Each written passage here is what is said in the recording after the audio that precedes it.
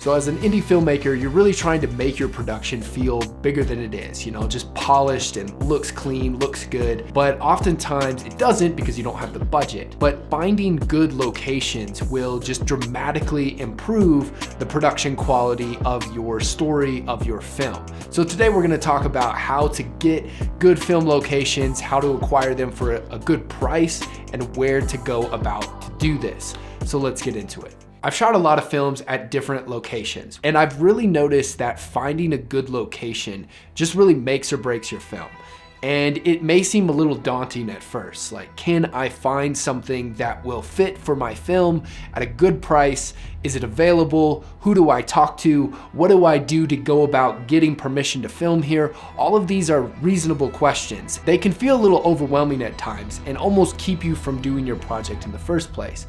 But I would say it's a lot easier than you think. You just gotta take a little initiative. So, where do you go about finding really good locations at a reasonable price? So you're first gonna start with your story, and whatever story it is, why don't you lay out all the locations that you need? And you think about, okay, what is crucial to the story? Like, I've gotta have this location for this scene, and how can you build that out? And sometimes it works backwards. What locations do I have available, and write a story based off of that. But let's just say you have a story already and you're looking for these locations. The first place I would start, depending on the story and the scene, is places like Peerspace or Gigster or even Airbnb, where you rent an event space out. And sometimes you can find homes, you can find rooms, you can find studios. We're working on a couple projects right now. One of them, we found this like mid-century modern home on Peerspace. A little expensive, $150 an hour, but it just fit the scene and the mood and the vibe that we needed. For the short film that we made, Unprofessional, we actually rented an Airbnb. I think it was $500 for the day, but we got that secured, and it was a house that we needed for the scene. So we used several different locations within the house to create the story. So these are some great places to start with. Another place you can look is hashtags on Instagram. You can find some exterior locations that way, and just searching something that's relevant to your story, you may find some locations that are kind of like geotagged, and you can drive out, go check those out for yourself. Another really good avenue to find good locations is talking to your friends.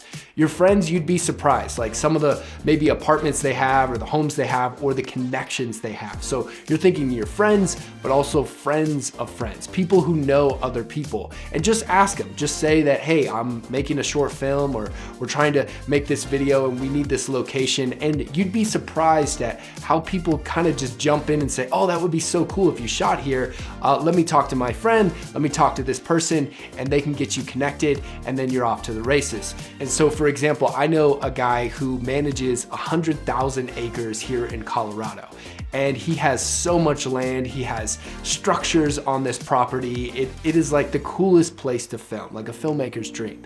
And so I always connect with him if there's something that I need. Like, we filmed The Message short film on there. I filmed like a nativity, Peace on Earth film. I filmed that in these old stone buildings, really cool environment and location.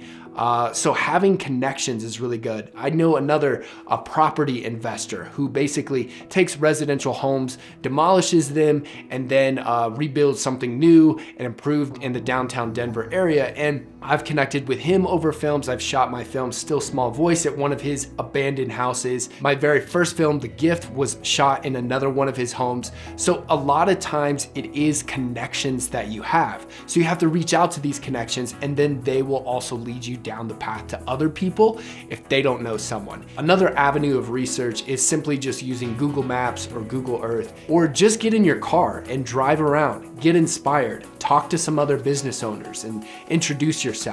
And that leads me to my next point. So how would you go about finding a location with a completely cold contact? Like, you don't know this person at all, they don't know you, there's no connection at all. How do you go about doing that, and how do you secure a rate?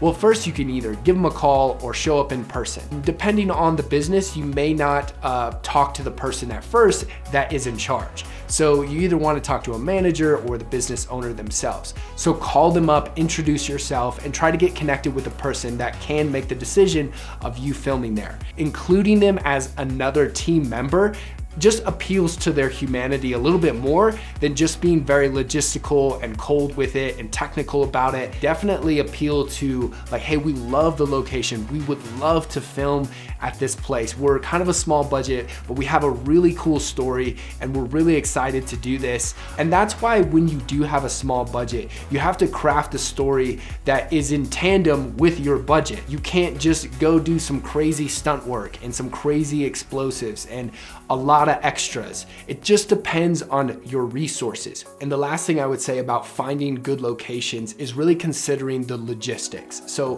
what about things like film permits? When do I need a permit? How much do they cost? What's the lead time for these permits? These are all really good questions. And the only way you can answer that is based off the location that you're looking for. So for instance, I live in Colorado, close to Denver. So if I wanted to shoot something downtown or in Denver public property, I'm gonna go to this Denver film permit website and look at the regulations. There's some rules and nuances that you've got to research for yourself, whether it's your local town or your state. Find out what the regulations are. But what about production insurance? Well, a lot of these film permits are only going to be asking for a general liability coverage of, sometimes up to $1 million.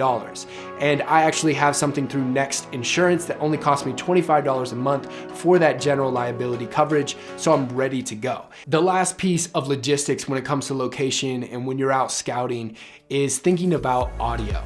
And it's something so small, but it's something so important. I remember we were shooting a time period piece that was set in the 1800s, and the Wright brothers hadn't invented airplanes at the time, so we had to wait in between the planes, and it just increased the amount of time that we were gonna shoot that scene. So listening to some of those things when you're going out location scouting is crucial. So with all of that said, I feel like it's really attainable for small indie filmmakers like us to find good locations. We just need to reach out to those connections that we have, maybe make some cold calls and make some new connections, some new relationships, but make sure you have a good location because that will make all the difference in every scene that you shoot.